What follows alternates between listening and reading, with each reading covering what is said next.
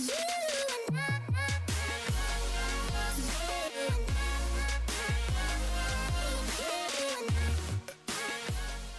and welcome back to the channel. As you can see today, I've got a tier list. They're probably wondering why I'm doing a tier list, but there's a very good reason for that. What I've noticed over the past couple of weeks doing the Resident Evil videos is that I've been sort of slacking with the editing in them. They haven't been the best, and I've decided to edit a lot more in my next video, but that means delaying the video even longer, which means that I'm not going to have an upload out for quite a while. So I thought I'd do something in the middle of that, like a tier list, which is just a bit of fun. You know, doesn't take long to edit. It's not going to take like, you know, a week to edit a video, a tier list video. So yeah, look out for these videos where I'm just talking, no gameplay, just talking about things, mostly games. It will be games I'll be talking about, but it'll be a lot less edited and just a lot more of me talking. So yeah, I hope you like me talking, because that's what this video is. Let's get into today's video. Now, as you can see, it is a tier list with Call of Duty games, and as you can tell by the title, I'm just looking at the campaign. Now, as you can see, I've already got some games I've already put in here as haven't played, which is true for some of them. I think I have played Call of Duty 2 and 3. I haven't played the campaign all the way through. I might have played bits and pieces of it, so they're going all straight in there. Obviously, Warzone doesn't have a campaign, neither does Blackout, and Black Ops 4 doesn't have a campaign. So obviously we'll be starting from Call of Duty 4 all the way up to Call of Duty Cold War. So yeah, let's get straight into it. So yeah, I've just remembered what I'm going to be rating these games on is like memorable moments in the campaign, the mission variety, like what type of different missions is there, and you know, how good the story is. Just things that would be good in a campaign. You know, you don't want to get bored, you don't want to get like, oh, I don't want to do this anymore. You know what I mean? Like the stuff you'd like in the campaign. You know, good story, good missions, interesting missions, and I think that's the best way to base these games. And also one more thing, you can tell this is the first time I've ever done one of these videos. These are the ratings. We have GOAT, which is obviously greatest of all time, very good, just okay, underrated, meh, and trash, and then haven't played at the bottom, which I've already explained. So yeah, I'm finally done with the rules now, if we can call them rules. It's just me explaining what's going on. But yeah, let's get started with Call of Duty 4 Modern Warfare. Call of Duty 4 Modern Warfare was the first ever Call of Duty game I really got into, and the campaign, when I was thinking about it today, I started off with very good. I started thinking about the missions that are in it, but I was thinking about it very good all the way through. You know, you have the two separate sort of campaigns. You have the SAS missions and you have the American missions that are in like the Middle East. I was thinking, yeah, there's some good moments in there. The nuke going off, you know. What other things? The last mission in the is it the missile silo? I think it's called. I don't know what the mission's called, but I think it's called the missile silo. Like the final mission where you chase. What's his name? I'm forgetting the character's name. This is off to a great start. It's a KF. And I was thinking, yeah, deserved to be very good. I was happy with that, and then my mind just like clicked, obviously, and the reason for that is because of Ghillie in the Mist, which is probably one of the best Call of Duty missions ever, and that's what gets it up into that GOAT section. You know, I was just thinking of all the missions in the game, that one just sticks out the most, and it has to, because it just adds a different element to the way you played the game. It wasn't just running, chuck grenades, you know, just going all guns blazing. It was like proper. There's a part where you have to go prone and, you know, stay still while everyone walks past you, and you have to, you know, you have to be, I wouldn't say stealthy. It's sort of like, how do I explain it? It's like it's the game's guiding you to be stealthy. You're not choosing to be stealthy, if that makes sense. But yeah, that mission, oh, that just takes it up there for me. Call of Duty 4 has to be a GOAT just because of that mission alone, but everything else wraps it up. Nice little bow. There you go, mate. First game, greatest of all time. So yeah, we move on. Next up we have Call of Duty World at War. Again, this game has some memorable characters, memorable moments, but it just doesn't have that Ghillie in the Mist.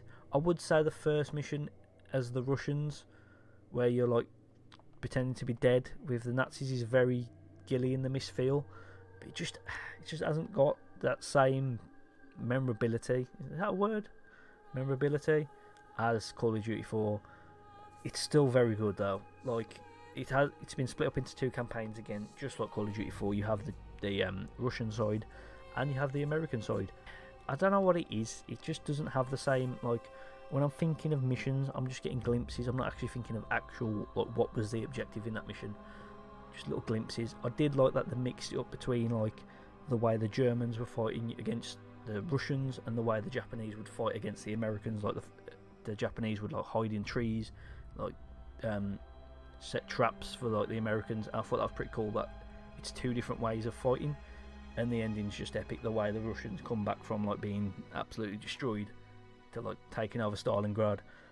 It's memorable, but it's not got what Call of Duty 4 has. I don't know how to explain it. You probably agree with me, you probably disagree with me. Comment down below which one you prefer out of these 2, but yeah, it's going in very good. I can't put 2 games in GOAT tier straight away. So yeah, that's why Call of Duty World at War is going there. So next up we have Call of Duty Modern Warfare 2. Now, thinking about Modern Warfare 2, I was thinking about all these today, where I was going to put them. I'm just trying to think of the missions. Now, the first mission, is it the first mission? No, the second mission. The one where you see Soap for the first time. That's just memorable. The one in the sort of the airfield, the snowy airfield, and doing that little up there. It would be good if I remembered the names of these missions. It would really make me seem like an expert, but I'm not.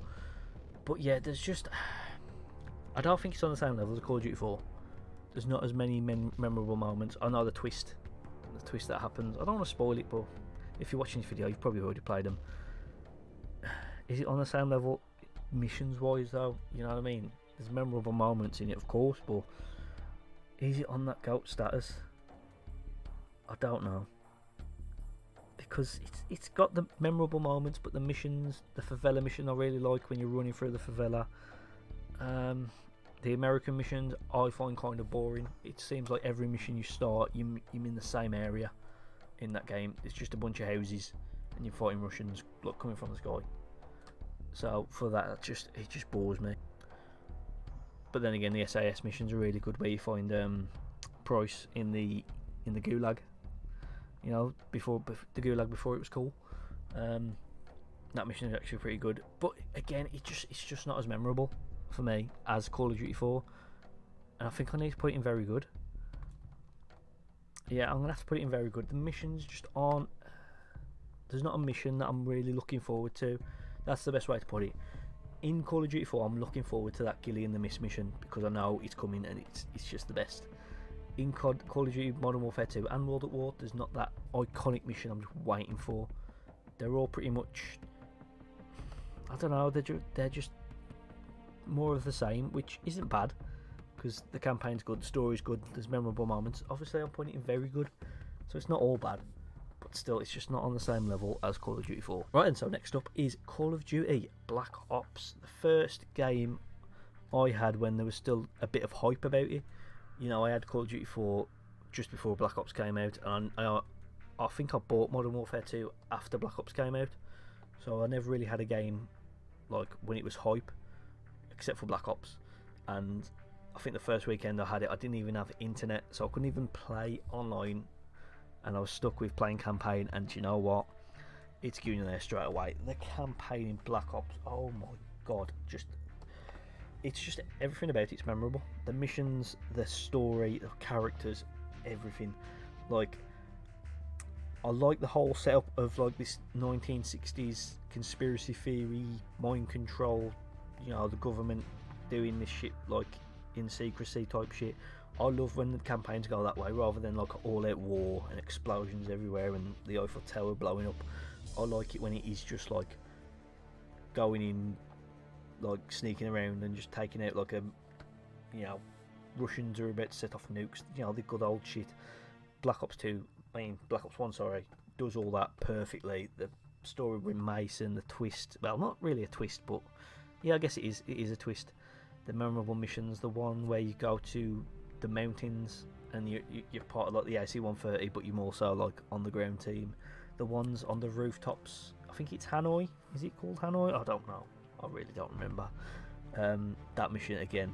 That's a brilliant mission. I just something about Black Ops and the story, the way it's set out. It's just I could play it again. The other day, I had the urge to just play through the campaign again. I just really wanted to play.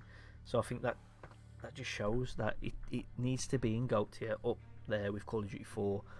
It's just I'm remembering every little bit about that campaign right now in my head, and I love every second of it. So yeah, for me, Call of Duty Black Ops is in the GOAT tier. Right, next up we have Call of Duty Modern Warfare 3. Now, this is where we start to see a bit of a derail in terms of quality. For me, it's just okay. It's the end of a story, so there is a lot of twists and turns in it, but you can tell that it was just sort of rushed. I mean, no disrespect to the people who made the game, but there's a lot of stuff going on at the time. If you don't remember, like Activision and Infinity Ward were like falling out, like the owners of Infinity Ward or something like that. You can look it up. But basically, Modern Warfare 3 was sort of like pushed out rather than just made. Like Modern Warfare 2 and Modern Warfare 1 were made. But you can tell the differences between Modern Warfare and Modern Warfare 2. But there's very little difference between Modern Warfare 2 and Modern Warfare 3, and the campaign just seems dull. Like looking back on like the gameplay of Modern Warfare 3, everywhere you go it just seems dark and just depressing. I know it's a game about war, but there's nothing memorable about it. I remember the first mission where you're in New York and you're fighting in Wall Street. That's pretty memorable, and obviously there's a lot of like noticeable characters who something happens to them. I'm gonna spoil it, okay? Spoiler alert. You know, when Soap dies and you find out Yuri knows Makarov, like all that stuff. It's good, but I played through Modern Warfare 1 and 2 a couple of years, I think it was about a year ago actually, in lockdown, and I come to play Modern Warfare 3 and I just couldn't be arsed. It's not bad, but it's not something I want to play through. You know what I mean? If someone said you're going to play through one Call of Duty campaign today and then they put Modern Warfare 3 in front of me, I'd be a bit gutted. You know what I mean?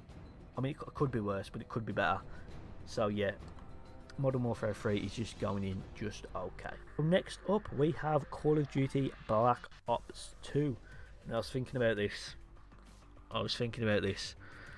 and a bit of me wanted to say that it was, you know, just okay. And I started to think about all the little things they added, like alternate or different paths you could take in the ending, and little decisions you made really impacted how the game turned out in the end. And I really liked that they added something like that. And the story itself, playing as Alex Mason's son from Black Ops 1 in Black Ops 2, and also playing as Mason in this as well back in the 80s. It's really fun. The antagonist, what's the word now for the evil person? Is it antagonist? You know, Raul Menendez. I feel like I've made that name up. It just sounds like a generic, you know, Mexican name. But yeah, I think that's his name. He's a really good evil character. Like, he has, I don't know how to explain it. He has obvious reasons for being the way he is, which makes him easier to hate. I don't know if that makes sense. But yeah, the thing I love about Call of Duty Black Ops 2 is the fact that decisions you make in like little missions and stuff really impact the way the game ends. There's a part where you shoot a character, and if depending on where you shoot him, the game doesn't tell you. The game doesn't tell you where to shoot him or where you can shoot him, but depending on where you shoot him, it affects the ending of the game, which is mad. That it's not even telling you there's a decision here to make. It's like, you just got to shoot this person. We're not going to tell you where. Just do it. And depending on how you do it, there's a different ending, which I think is really cool that they added something like that. And the fact that you got to choose between characters sometimes, like there's a part where your character's like undercover. Well, one of the characters is undercover, and he has to shoot his mate to prove his loyalty to the evil bloke. And I thought that's just mad that they make you choose like that. I know it's just a game, but still, it gets you there. And for me, it has to go and GOAT. Like, it's just, they added so much more to like the campaign, which by this time, no one really played the campaign. No one really cared about the campaign in Call of Duty. It was all about multiplayer and zombies. So the fact that they added this many elements to Black Ops 2 is it has to be there. It has to be up in the GOAT tier. 2 for 2 for Black Ops. Also, it had dubstep. In 2025, I don't think anyone's listening to dubstep, but you know, they tried. So yeah, Black Ops 2 has to be in the GOAT tier. So now this is where things get a little interesting. We enter the next gen. We enter Call of Duty Ghosts. This is where it gets bad. So yeah, straight up, Call of Duty Ghosts. You know where it's going. It's going in gut. No, it's not. It's going in trash. It's going in. Wish I have never played it, but sadly I have.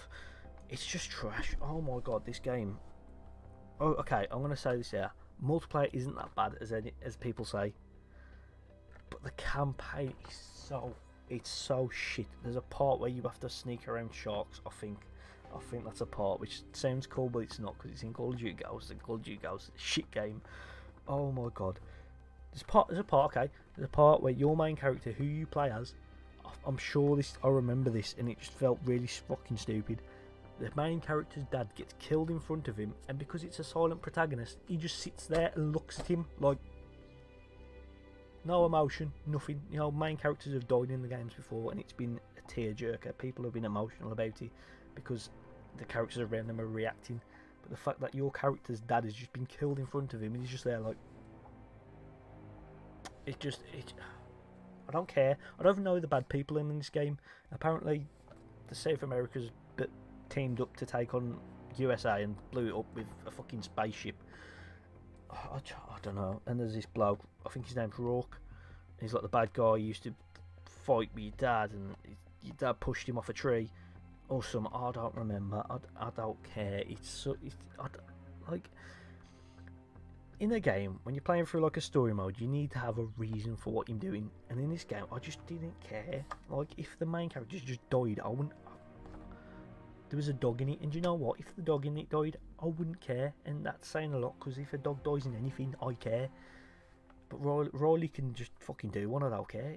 You know, there's a cool bit where he fights wolves off for you, and it's cool, and the fish move when you swim into them. I said that in the fucking... I don't care about this game. It can stay there. It's fucking shit. I never want to play it again. I want to look at that stupid fucking bloke wearing a mask on that. On to the next one. So next up is Call of Duty Advanced Warfare. Now, this was an interesting game when it came out. Obviously, people were getting bored of the stale old Call of Duty. So do you know what they did? Sledgehammer Games sat there around a boardroom meeting table or whatever, and just got a lot of cocaine out and just started snorting the shit until their fucking nose bled. English. And they came up with this fucking thing. I can't play this anymore. It gives me a headache. It gives me a fucking migraine playing this. People jumping around everywhere. It's just too mental. But back then, everyone really liked it. I really liked it. The campaign, for me though, it's just okay. There's a bad guy in it. First of all, I want to say this: Sledgehammer's cutscenes are fucking beautiful. They look like movie scenes. Obviously, they had Kevin Spacey in there. I don't know if he's still cancelled. I don't know if we could talk about him. So I'm just gonna leave it there. But yeah, he's the bad guy in it, and I'm trying to remember the story. I think like he owns Atlas, which is like a private military, and then evil, and they drop a bomb which kills people but not their soldiers, and you fight back against them. It's decent. You can get into it. There's a lot of new little things in there because of it being futuristic for the first time, and it's just just a decent game. You know what I mean? If someone put it in front of me and said play through Advanced Warfare campaign again, I wouldn't mind it. You know, I wouldn't say no. You know, so it's just okay. It's memorable. I remember who the bad guy is, unlike some people. Fucking shit. But yeah, it's just okay. Next up, we have Call of Duty Black Ops 3. All I'm going to say about this is train goes boom, and it goes right down the fucking bottom. I don't know, I might put it up to meh, because it's not as bad as GOAT. Actually it is. Do you know what? It fucking is. And what am I lying for? Again, I don't know who the bad person is in this. There's a bloke who's bald, and he tells you that the train goes boom, and then there's like these two Chinese brother and sister who I don't know. I think they're the bad people. And it turns out that you're the bald guy and he's you and you him, and I don't know. There's zombies in it as well. They put zombies in it, which it's cool. I like zombies. But the campaign, it's just all over the place. I don't know what's going on. I don't know who I'm supposed to hate. Who's the good people? Who are the bad people? It's just go here, shoot these robots. Go here, shoot these robots, and then shoot this Chinese woman in the face. And that is pretty much the campaign. And it's all over the place. And there's a big twist at the end that you're the bald bloke who says train goes boom, which no one cared because I didn't know what was going on. So yeah, it's giving me trash because I just fucking It's giving me a headache thinking about it. Black Ops 3 is honestly headache inducing. And next up, we have a very interesting game, a game that I rarely played. So it's campaign. I played a little bit of it, but a lot of people really like it and say it is underrated. So for that purpose only, I'm going to put it in underrated. From what I can remember, there was a lot of like spaceships and stuff, like you're fighting on Mars with Jon Snow. Jon Snow's on Mars. I don't know what he's doing there. I don't know how he got there, but yeah, you fight Jon Snow on Mars and Conor McGregor's there. You have a good time. You'll have a good time. That's all I'm going to say about it. No, I honestly haven't played through this, but from what people say, it's very overlooked because of the what's the word I'm looking for? The reputation Infinite Warfare has among Call of Duty fans. But apparently it's good. Apparently there are little things. I got lost in it once I was in a spaceship and they was asking me to space battle other people. That's like rap battling but in space, I think. I didn't want to do it. I didn't care. I was playing Modern Warfare Remastered instead. So yeah, I'm going to put it in underrated just for the sake of the people who liked it. So yeah, Call of Duty Infinite Warfare goes into underrated. Next up, we have Call of Duty World War II. Now, this is Sledgehammer's second outing in a Call of Duty game. Did it do better? Did it do worse? Or did it do just about the same? And I'm gonna say, yeah, it did just okay. World War II, again, cutscene, beautiful. I don't know what Sledgehammer do, but they make it look so realistic. It looks like a film. And they are beautiful, but the game itself not really memorable. I know the bad guys in this game, of course, it's the Nazis, but there are some memorable missions, just like the one where you have to sneak around like a Nazi base, and you have to remember what information you have to tell the bloke who's like questioning you, or you get your head blown off, I'm guessing. And you play as just like, classic World War II, band of brothers, Americans just fighting together, trying to stay alive, trying to beat the Nazis. It's just a good old, you'll have a good time. Again, just okay. It's not too memorable. I remember the characters in the actual game. So, yeah, it's just okay. And I think that is okay, because World War II didn't get the best reputation when it came out. A lot of people didn't really like it when it came out, so I think that's okay. I think I'm paying it a compliment there, saying it's just okay. So yeah, World War II is in just okay, and it's in good hands with the other two games. I think that's fair. So obviously next up is Call of Duty Modern Warfare 2019. So again, like all these games, I was thinking about this today. And I was thinking, where would I put Modern Warfare? Some good missions. There's the one where you have to protect the embassy. There's the one where you play as Farah as a child, and I remember the mission Clean House, which, fuck me, that's a good mission. That is how you do a mission in Call of Duty. Proper realistic, proper breaking into a house, Bravo 6, going dark, night vision goggles on, don't shoot the baby, and just getting shit done. That mission was so intense. Honestly, I had my headphones in, and the way you can hear the floorboards creak upstairs, and people hide under the bed to shoot you, and you have to check every single corner. That is such a good mission, and for that reason it goes in GOAT. Honestly, they did try too hard with like the shocking moments. They killed so many kids in this campaign, it's unreal. Now if you never played this game, you're probably thinking what the fuck, but I'm being serious. They just kill children, just add to the shock value. But honestly, it's such a good campaign. Like the mission when you're protecting the embassy, or when you play as Farah as a child, they're so good because they do something different. You're not just running from checkpoint to checkpoint. you're doing little different things, like protecting a woman who through like webcams, I mean CCTV, so she doesn't get killed. And then the one with Farah where you have to hide from the Russian bloke, and obviously because you're a child you haven't got any weapons, so you have to sneak round and stab him in the leg and try and get out with your brother. Like just little things like that where they mix it up a bit to break up the just run in here, shoot these people, run here, shoot these people, and it just works so well. I really like it. The ending was a bit I didn't really care, but it was the journey I went on in this game that puts it in the GOAT status. I just think it deserves it. It's just such a good campaign. A return to form for Call of Duty, which it hadn't been at since these games here. I know you can't see my cursor, but I'm pointing at the golden era of Call of Duty games. So yeah, so we have one more left. This has actually went pretty well, pretty quick. We haven't put any in meh, yeah. Do any deserve to be in meh? Do you know what? I'll put Black Ops 3 in meh just because to even it out a bit. I think. Do you know what? Now train goes boom, it goes back fucking down. I couldn't even do it.